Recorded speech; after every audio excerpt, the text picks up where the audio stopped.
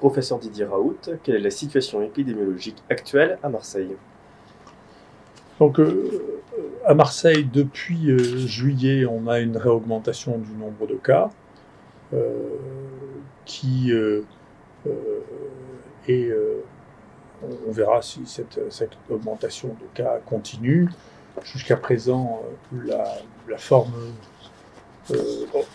observée ici est beaucoup plus bénigne que ce qu'on avait observé dans un premier temps dans ce que j'appelle le premier acte. On vient de faire une comparaison entre le premier acte qui était jusque fin avril et le deuxième acte qui aurait commencé à partir du 15 juin.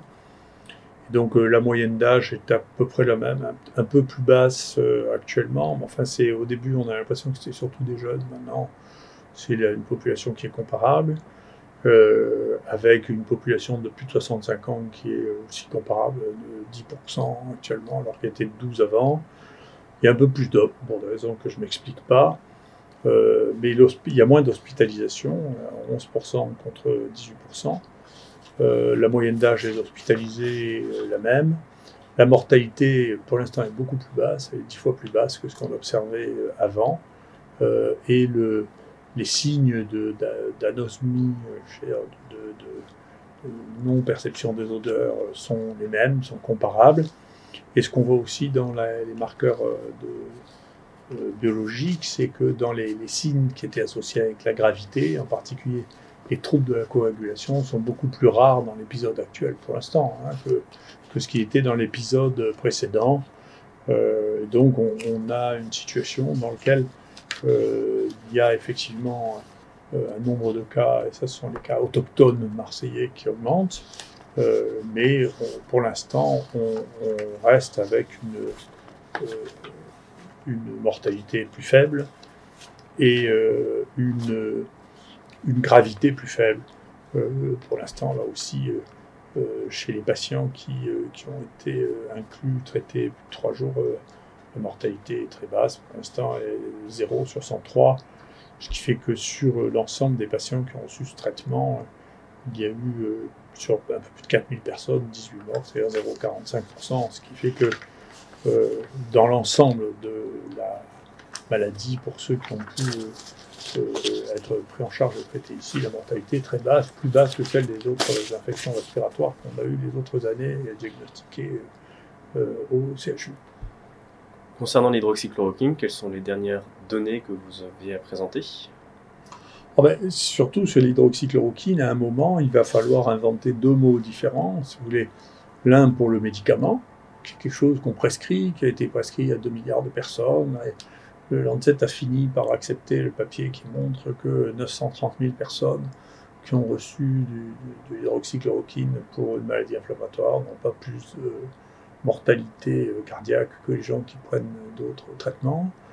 Il vient de sortir un papier belge sur une série de 1500 personnes où on montre qu'il y a une diminution très significative de la mortalité si on donne de l'hydroxychloroquine, comme nous, on a des taux de mortalité extrêmement faibles chez les gens qui ont été traités, de l'ordre de 0,45%, c'est ridicule. Donc il y a ça, c'est le médicament, et d'autre part, c'est le fantasme, c'est-à-dire qu'il y a des gens qui sont prêts à écrire, à publier et à soutenir que l'hydroxychloroquine est un poison mortel, alors qu'il y a des milliards de gens qui ont reçu ça. Donc on voit bien qu'il y a une déconnexion complète. J'ai eu l'occasion de discuter avec un philosophe épistémologique extrêmement intelligent. Donc c'est devenu un hyper-objet, la chloroquine, c'est-à-dire quelque chose qui n'existe plus. Ça n'a plus rien à voir avec la réalité, et donc c'est très difficile de faire revenir les gens dans la réalité qui se sont tellement affolés. Tout ça a été un peu ridicule.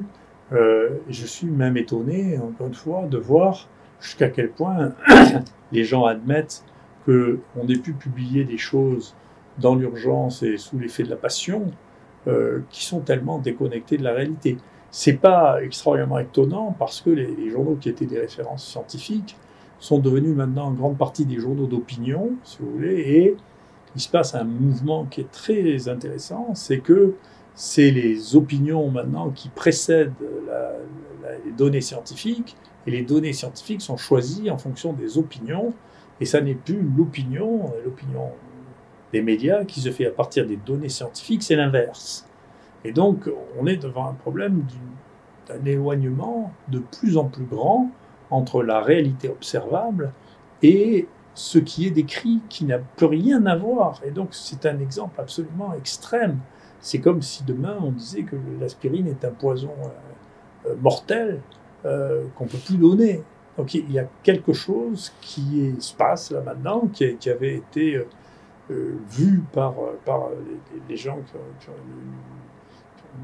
une approche visionnaire du monde, qui est maintenant, on n'est plus à la distance. C'est plus une distance entre la réalité observée et la réalité véhiculée, c'est qu'il n'y a plus rien de commun entre ce que les gens ont dit de l'hydroxychloroquine, ou ce qu'ils continuent à dire, et ce qu'est réellement un médicament banal, qui a passé son temps à être utilisé, qui tue personne, qui donne des complications rétiniennes quand on en prend pendant un an. Et donc, c'est quelque chose qui n'est juste... C'est pas la même réalité.